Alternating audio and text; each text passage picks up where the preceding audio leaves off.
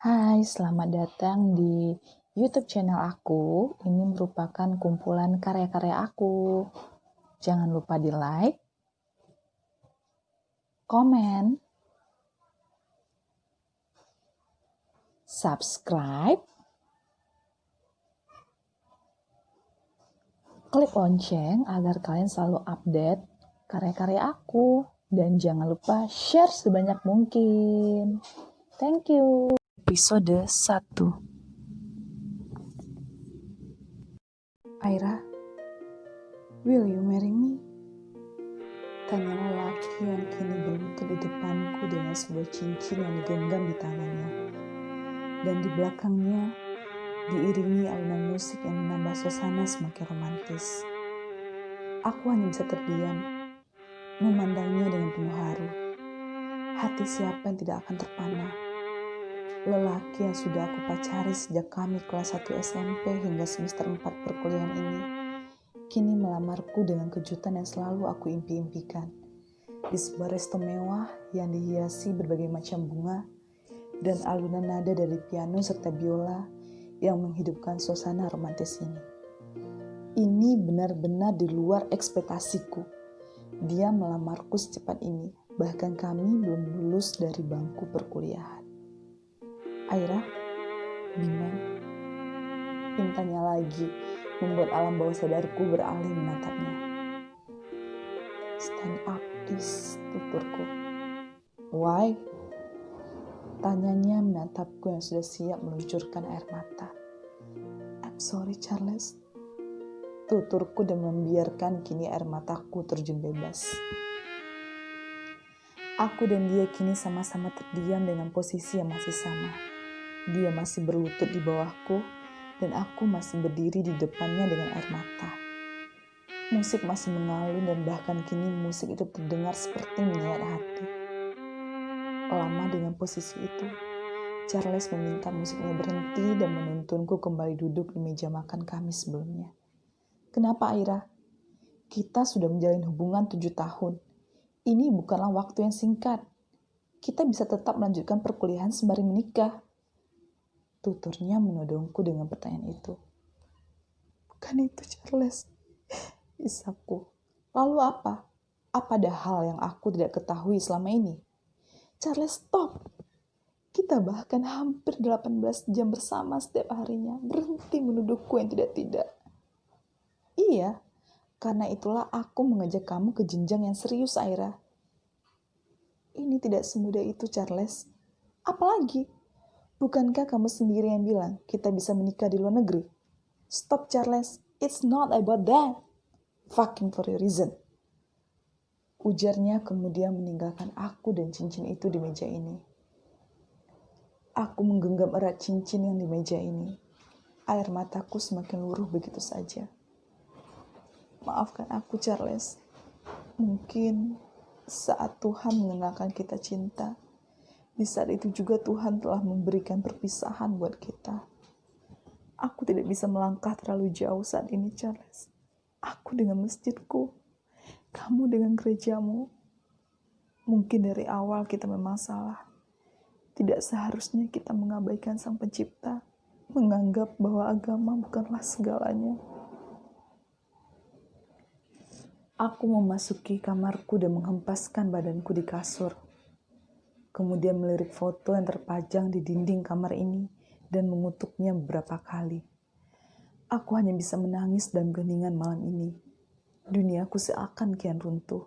Dia, lelaki yang sudah mengisi hari-hariku selama 7 tahun ini. Tapi kenapa Tuhan membuat aku dan dia tidak bisa bersatu? Semua seakan terus berkecamuk di kepalaku. Lamaran romantis yang kuimpikan sedari dulu justru harus dijawab dengan tangisan kesedihan. Bukan sebuah tangisan kebahagiaan. Kenapa semua terasa sangat sulit? Rasanya sesak sekali, bukan? Orang yang sangat kita cintai mengutarakan niat baiknya, namun justru penolakan yang dijawab oleh mulut kepada hati yang tulus meminta. Apa aku salah semalam menolak Charles? Tapi aku juga tidak mungkin menerima Charles dengan statusku seperti saat ini. Aku harus bersikap seperti apa? Keesokan harinya, matahari mungkin saja sudah lama menyinari bumi di hari ini. Dan aku justru baru terbangun dari tidur panjangku. Aku merasakan sedikit nyeri di kepala. Aku yakin ini pasti efek menangis semalam. Aku turun ke bawah menuju meja makan. "Selamat siang, Non," ujar salah seorang pelayan di rumah ini. "Siang, siapkan saya nasi goreng." Tuturku kemudian meminum teh hangat yang baru saja disajikan oleh seorang pelayan di rumah ini. Selang beberapa saat, seorang pelayan di rumah ini menyajikan nasi goreng di meja makan. "Nyonya, semalam Tuan menghubungi saya. Weekend ini Tuan akan kembali ke Indonesia. Jangan bahas itu saat saya sedang makan," ujarku sangat kesal. "Maaf Nyonya," ujarnya kemudian terdiam. "Radka, bagaimana kabarnya?" "Baik Nyonya. Semalam Radka menunggu Nyonya pulang hingga ketiduran di ruang tamu. Saya kan sudah bilang, jangan pernah menunggu saya. Kalau dia sakit, awas kalian," ancamku pada 2 orang pelayan dan seorang babysitter Radka. Aku membanting pintu kamarku dengan sangat keras. Rasanya kepalaku kian meledak dengan situasi saat ini. Aku memiliki kekasih dan seorang tunangan serta anak. Apa sebutan yang cocok tentangku? Bad girl? Pie girl? Atau justru wanita jalang yang tak tahu status? Aku benar-benar benci situasi ini. Di kampus. "Charles, aku mau bicara," tuturku pada lelaki yang kini berada di sampingku. "Aku sibuk, Aira. Next time, oke?" Ujarnya tersenyum, kemudian hendak berlalu meninggalkan ruang kelas yang sudah kosong. "Charles, aku mohon," pintaku. "Sayang, lupakan saja yang semalam. Aku mau latihan dulu." "Tapi 1 jam lagi kita masih ada kuliah. Kamu mau bolos?" tatapku. "Ya, aku butuh sedikit udara di sirkuit sepertinya," tuturnya. "Aku temani ya. Kamu belajar yang benar saja," tuturnya mengusap kepalaku kemudian meninggalkanku. Air mataku seakan kembali berbicara. Bagaimana aku harus menjelaskan kepada lelaki itu? Kenapa hidupku jadi runyam tak beraturan seperti saat ini? Kenapa aku begitu bodoh mau saja menerima ajakan CEO itu 2 tahun yang lalu? Aku hanya bisa terus menatap ke depan tanpa tahu apa yang sedang kupikirkan. Masih terbayang jelas di benakku bagaimana aku dan Charles memulai hubungan kami. Ini berawal dari sebuah persahabatan yang kemudian terjalinlah hubungan ini. Aku dan dia beda keyakinan, namun kami selalu mengabaikan itu. Aku Aira, terlahir dari keluarga yang dibilang sangat berada. Orang tuaku saat ini tinggal di Surabaya, sedangkan aku melanjutkan kuliahku di Jakarta bersama Charles. Awal dari hubunganku dengan Charles semua berjalan lancar. Tidak ada hambatan apapun. Papaku, seorang pengusaha yang memiliki jam terbang kemanapun dia suka. Sementara mama, seorang ibu rumah tangga dengan segala jadwal arisannya. Namun, mama selalu mengajakku ketika arisan ataupun bertemu teman-temannya. Ya, namanya juga anak tunggal. Pergaulan mama terlewat gaul menurutku. Dia bahkan tidak segan membakar rokok atau meneguk minuman keras saat bersama teman-teman arisannya di depanku. Pemandangan ini sudah disuguhkan padaku semenjak aku duduk di bangku sekolah dasar. Ya, alam bawah sadarku pun akhirnya menganggap bahwa dengan menjalin hubungan yang berbeda agama dengan Charles, orang tuaku pasti akan merestui saja. Secara pergaulan mama sendiri seperti itu. Namun, bagikan mimpi buruk saat itu, saat mama memintaku, "Putuskan Charles," ujar mama 4 tahun yang silam. "Maksud mama apa? Mama tahu kamu dan dia tidak lagi bersahabat. Aira, bergaulah dengan siapapun tapi tidak memiliki kekasih yang berbeda keyakinan denganmu." Itulah ucapan mama 4 tahun yang silam yang membuatku dan Charles memilih backstreet dan sama-sama memutuskan kuliah di Jakarta. Kenapa mama dan papa memberikan aku izin berkuliah di Jakarta bersama Charles? CEO itu jawabannya. Mama tidak akan melarang kamu sekarang bergaul dengan Charles. Karena Mama percaya pada Arvino. Mama setuju kamu kuliah di Jakarta dan tinggal bersama Arvino. Tapi Ma, silakan pilih. Tinggal bersama Arvino atau tidak berkuliah di Jakarta. Pergaulan di Jakarta itu sangat berbahaya, Aira. Ma, justru dengan tinggal satu rumah dengan Kak Arvino itu lebih berbahaya. Aira, tidak ada tunangan yang akan menyakiti tunangannya sendiri. Ujar Papa menutup diskusi malam itu. Ya, aku dan CEO itu kini sudah bertunangan.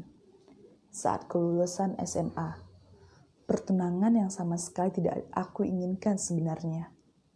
Pertunangan yang aku terima hanya karena ingin menyelamatkan hubunganku dengan Charles. Tapi ternyata justru berujung serumit ini.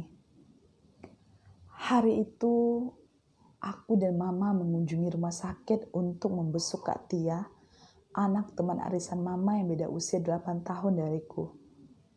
Aku dan Kak Tia dibilang cukup akrab. Kak Tia tahu mengenai hubunganku dan Charles. Dan aku pun mengetahui bagaimana Kak Tia yang mencintai suami dan anaknya. Tapi aku tidak pernah menyangka Kak Tia melibatkanku dalam kondisi peliknya saat itu. Aku mohon Aira, tolong jadi mami seutuhnya buat Raka.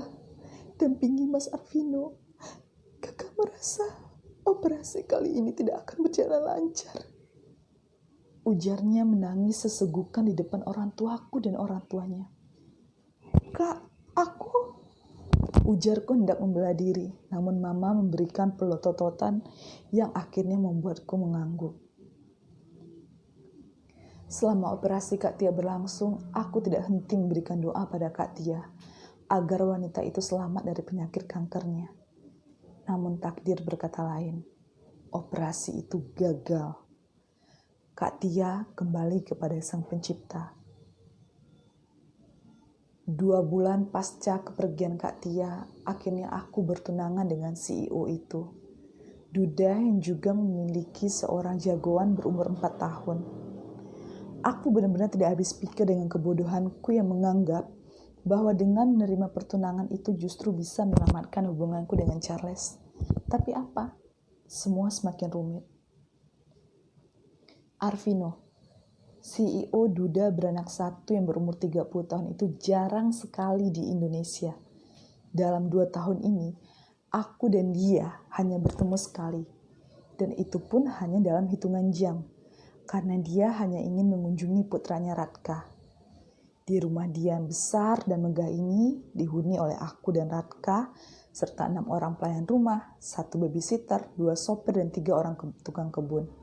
Kebayang bukan megahnya rumah ini? Dan hal yang paling kubenci dari Kak Arvino itu sikapnya yang tidak pernah memperlakukanku selayaknya tunangannya. Saya cuma minta kamu menjadi mami bagi Radka. Terserah, kamu masih menjalin hubungan dengan pacar kamu itu, saya cuma ingin Radka tidak pernah merasa kehilangan sosok maminya. Mudah sekali kan pertunangan kita ini? Ya, itu yang selalu dilontarkan oleh CEO duda beranak satu yang lebih terdengar telingaku seperti seorang lelaki yang tahu diri. Sudah dibantu justru seenaknya. Tapi tentu situasi ini sangat menguntungkan bagiku. Aku bisa menjalin hubungan dengan Charles. Namun, kini dengan ikatan pertunangan ini, bagaimana mungkin aku bisa menikah dengan Charles? Apalagi Radka benar-benar menganggap aku sudah menikah dengan dedinya. Kasihan sekali anak itu, anak malang yang sudah hidup 2 tahun bersamaku dan selalu aku abaikan. Sekarang kalian sudah tahu bukan?